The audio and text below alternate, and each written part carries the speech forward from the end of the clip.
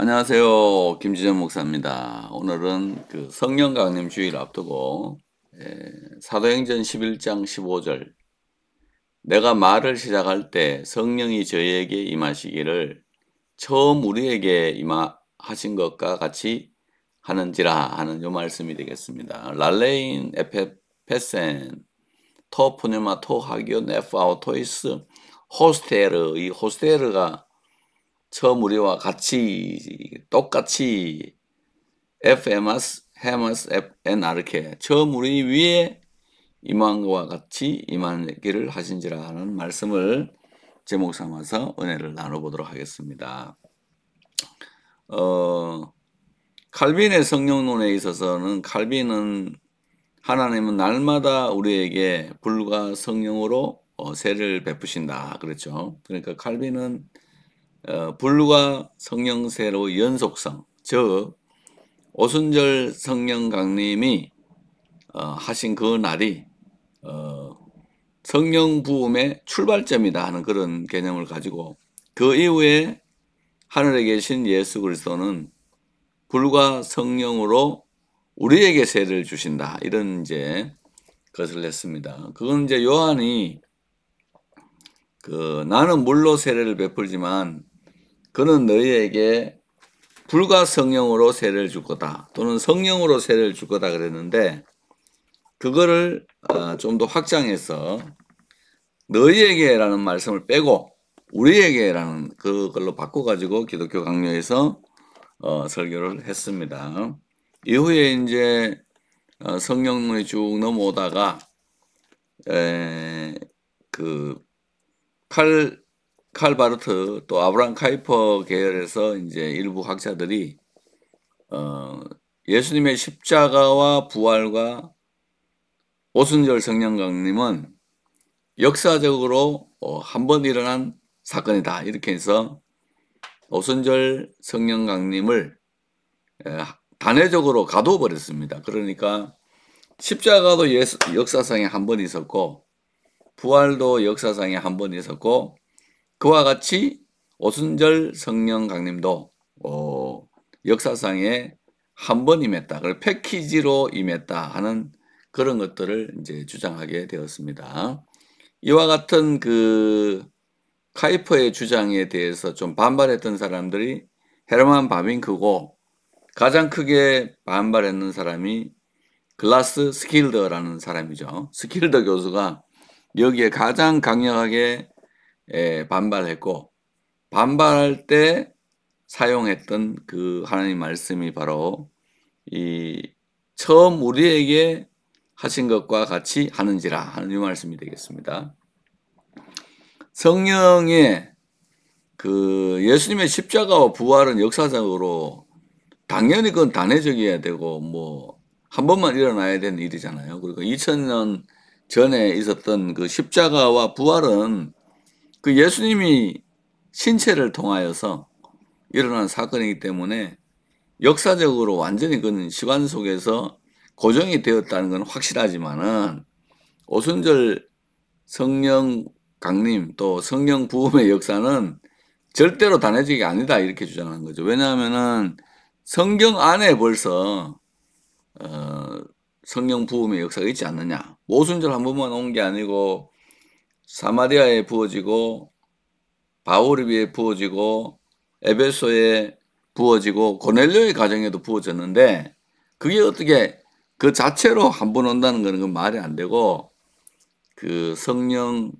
오순절은 이제 예수님이 하늘에서 성령을 부어주시는 사역을 출발시켜 주는 거다 하는 그런 말씀을 가지고 열심히 싸우게 되었던 것 같습니다. 근데 이제 스킬드에게 좀 영향을 받았던 분이 이제 총신대학교 전 총장이었던 차영배 교수께서 그 영향을 많이 받고 오셔가지고 스킬더의 성령론, 즉 오순절 성령 강림은 예수 그리스도의 성령 부음의 출발점이라는 것과 그 다음에 기도로 얻는 성령 강림, 구하는 자에게 성령을 주시지 않겠냐. 누가복음 11장에 있는 그 말씀을 가지고 열심히 기도하고 그래서 성령 충만을 받고 교회를 세우고 교인들을 모으고 그 교인들을 세상에 보내는 이런 일들을 열심히 하라고 아주 강조를 많이 하셨습니다. 그러니까 성령의 강력한 충만, 또 위에서 부어주시는 성령의 기름 부음이 있을 때 교회를 세울 수 있고, 그 다음에 교인들을 모을 수 있고, 그 다음에 모여진 교인들을 세상으로 파송을 해서 이 세상을 하나님 나라로 만들게 할 수 있다 하는 이 교회론적인 성령론에 대해서도 많이 말씀을 하셨고, 그 다음에 인식론적 성령론, 즉 성령이 오셔야 성경을 깨달을 수 있고 세상을 깨달을 수 있고 역사를 깨달을 수 있고 사람을 깨닫고 인식할 수 있다는 등 인식론적인 성령론과 교회론적인 성령론에 대해서도 많이 그 제자들을 가르치신 것 같습니다. 근데 그 차영배 교수님 이후에는 더 이상 이제 그 오순절 성령 강림의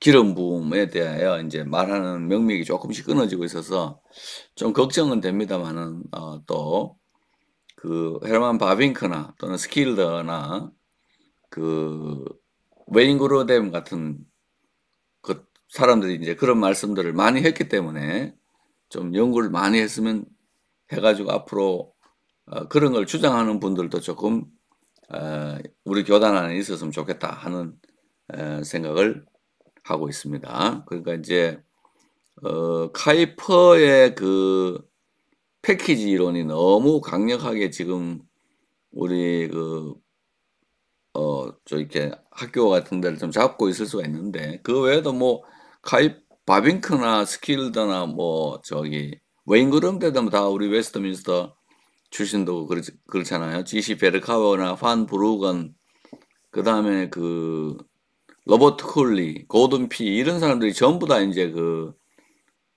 성서 문헌학을 연구하는 사람들은 오순절 성령 강림의 그 단회로는 그 철학적일 수는 있지만은 그게 성경적일 수는 없다, 비브리칼하지 않다는 데 대해서는 많은 분들이 또 주장을 하고 있어요. 물론 이제 영국의 존 스토트나 미국의 리차드 게핀이나 하란의 카이퍼가 그런 이야기를 했지만 그보다 더 많은 수의 사람들이 또 오순절 성령 강림의 연속성, 또 연속적으로 부어주심에 대해서 많이 말씀을 하고 있다. 그래서 베드로가 결국 고넬료의 집에 가서 설교를 할 때 말씀과 함께 말씀을 시작할 때 성령이 부어지게 되었는데, 결국 이것이 뭐냐면은 이제 설교를 통해서 예수 그리스도의 죽음과 부활을 증거할 때 그 성령이 위로부터 임하셨는데, 그 임하는 것이 오순절 성령과 다른 성령이 아니고 동질의 성령을 부어주셨다 하는 이 엄청나게 중요한 것을 이제 발견하게 되었다. 이걸 물론 스킬더가 제일 처음 발견한 것 같아요. 그래가지고 이런 현상들이 있다 하는 것들 알아가지고 이제 나중에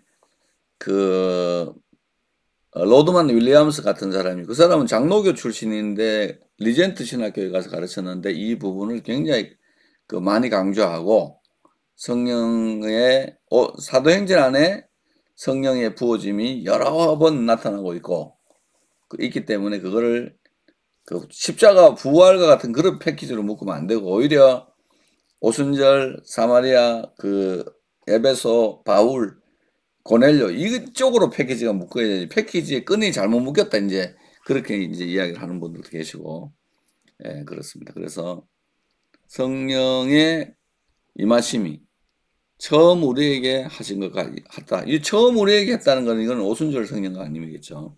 오순절 성령 강림은 역사적으로 일어난 사건으로는 당연히 단회적이죠. 왜냐하면 그날 그 시간에 일어난 건 딱 한 번 일어난 건 그거지만 그 이후에 이제 부어지심은 영속된 사건은 단회적일 수 있지만은 그 부어짐의 사건은 계속해서 이제 영속될 수 있다. 그렇게 이야기를 하고 있고, 또 우리 웨스트민스터 신앙고백서 2장 3절에서도 성령은 아버지와 아들로부터 영원토록 나오신다. 이렇게 이제 고백을 하고 있고, 우리 교단, 장로교단이 그걸 또 채용을 하고 있잖아요. 이 고백이 이루어지는 것도 너무나 그거 신기한 거죠. 그죠? 1064년, 1046년인가요? 그거 보면은 동방교회와 서방교회가 나눠질 때, 그게 아버지와 아들로부터 할 때, 그 아들을 집어넣었다는 것 때문에 동서방교회가 나눠지게 됐잖아요. 그리고 이제, 그때는 성령은 아버지로부터 나온다 이래 됐는데, 그게 다시 아버지와 아들로부터 나오신다 이렇게 집어넣었다가, 1643년에 웨스트민스터 신앙고백서를 작성할 때는 또 거기다 영원토록이란 말이 eternally proceeding이라는 현재 분사가 돼서 들어가게 되고, 그걸 우리 교단이 채용을 하게 돼서 성령 강림의 영원성, 영속성에 대해서 당연히 주장하고 있다는 것을 우리가 알 필요가 있겠습니다. 성령이 임하시니까 은사도 임하고, 성령이 임하시니까 하나님을 찬양하고, 또 성령이 임하시는 그 과정을 통해 가지고 하나님 나라가 또 서가는 그런 일들이 있게 되었습니다. 이번 주일도 성령 강림 주일인데, 또 여러분 교회에도 이 방송을 시청하는 분들에게도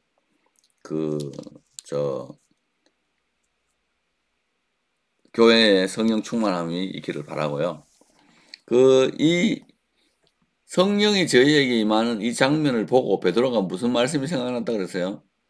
주의 말씀에 요한은 물로 세례를 베풀었으나 너희는 성령으로 세례를 받으리라 하는 것이 생각났노라 이렇게 했거든요. 그러니까 이제까지는 그 사도행전 1장 5절에 있는 이 말씀, 요한은 물로 세례를 주었으나 너희는 몇 날이 못 되어 성령으로 세례를 받으리라 하는 건, 이거는 그 오순절 하루에 집중된다 이렇게 이제 이야기를 했는데, 베드로는 오히려 고넬료의 집에 성령이 임하는 걸 보고 이 몇 날이 못 되어를 빼버리고 너희는 성령으로 세례를 받으리라 해가지고, 이 성령 세례가 믿는 자들에게 보편적으로 날 수 있다, 또 일어나고 있다 하는 것들을 알려주고 있습니다.